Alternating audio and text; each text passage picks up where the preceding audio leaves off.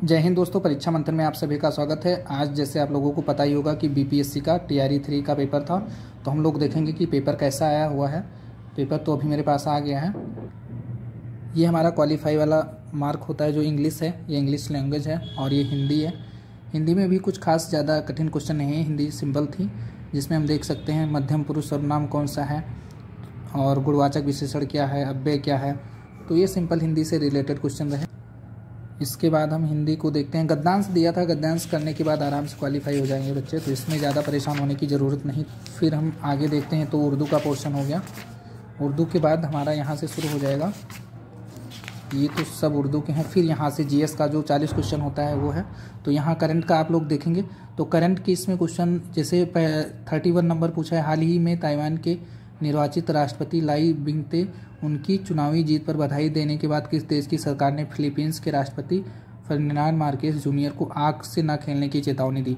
तो मतलब जो ये भी करंट फरवरी में आके थे, नए करंट एकदम से पूछे हुए हैं सेकंड वीक के, और इन्होंने लिख भी रखा है कि जैसे हम क्वेश्चन नंबर 34 देखेंगे कि भारत में निम्नलिखित में से, यहाँ पे देखेंगे कि भारत में निम्नलिखित में से किस राज्य के 6 फरवरी 2024 के राज्य विधानसभा और समान नागरिकता अभिसंहिता यूसीसी विधेयक पेश किया है, तो ऐसा करने वाला पहला राज्य कौन सा बना।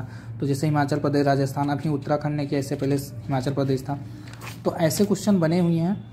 और ये ज्योग्राफी से भी रिलेटेड जो 40 नंबर में आते हैं, मिक्स क्वेश्चन आते हैं, तो ज़्यादा ये भी मतलब ठीक था, ना ज़्यादा कठिन था ना ज़्यादा सरल था, पेपर एक लेवल का था अपने हिसाब से। ये मैथ के क्वेश्चन हो गए, और मैथ के बाद ये सब मैथ के क्वेश्चन अभी इसमें फिर साइंस के क्वेश्चन शामिल हो गए हैं। इसके बाद हम देखेंगे इकोसिस्टम, बैक्टीरिया, जो इन्वायरमेंट से। फिर पार्ट भी हिस्ट्री का पोर्शन है, तो हिस्ट्री के क्वेश्चन तो थे वहीं पुराने लेवल के, जैसे पिछली बार हिस्ट्री के क्वेश्चन आए थे। वर्ड हिस्ट्री से भी काफ़ी क्वेश्चन बने हुए हैं।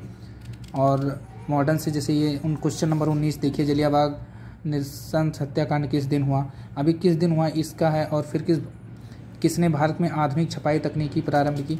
तो क्वेश्चन मतलब रिपीटेड भी हुए हैं और नए क्वेश्चन भी फ्रेमिंग हुए हैं। इसके बाद हिस्ट्री के बाद हम देखेंगे, ये देखिए वो जैसे जर्मनी में नाजी यूथ लीग का गठन, ये सब वर्ड हिस्ट्री के क्वेश्चन है। क्वेश्चन नंबर 31 देखिए, कामागाटा मारू क्या था, तो ये एक जहाज़ था। तो ऐसे भी सिंपल भी क्वेश्चन आए हैं और हार्ड भी क्वेश्चन आए हैं। पेपर कहीं ना कहीं मॉडरेट रहा है।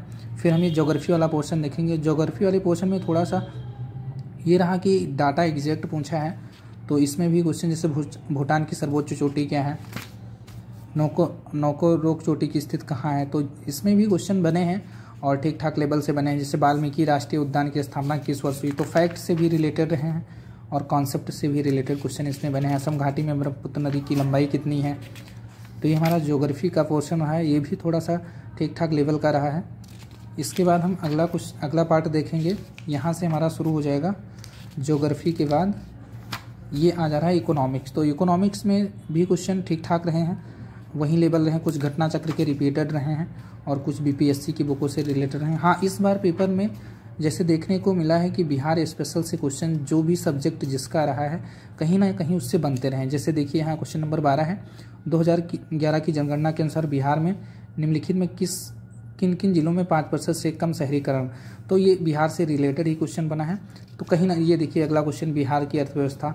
तो जैसे पिछली बार पेपर हुआ था तो उसमें बिहार स्पेशल इतना ज़्यादा नहीं पूछा गया था, लेकिन इस बार बिहार स्पेशल के क्वेश्चन कहीं ना कहीं हर पार्ट में 5, 6 से 7, 8, 9, 10 तक देखने को मिल गए हैं। और ये इकोनॉमी का क्वेश्चन है, समितियाँ वगैरह के बारे में पूछा है।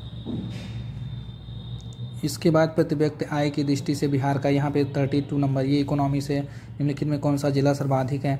तो ये सब क्वेश्चन जो है बिहार से ज़्यादा रिलेटेड इस बार रहे हैं, क्योंकि पिछली बार बिहार से पूछा नहीं था तो बच्चे बार बार डिमांड कर रहे थे कि बिहार का पेपर है और बिहार से ही क्वेश्चन नहीं बनाए जा रहे हैं। तो इस बार बिहार के क्वेश्चन देखने को मिले हैं। फिर ये पॉलिटिकल साइंस पॉलिटी वाला पोर्शन है। पॉलिटी तो लगभग ठीक ठाक रही, वहीं रिपीटेड क्वेश्चन भी थोड़ा बहुत थे और कुछ नए क्वेश्चन भी देखने को मिले हैं।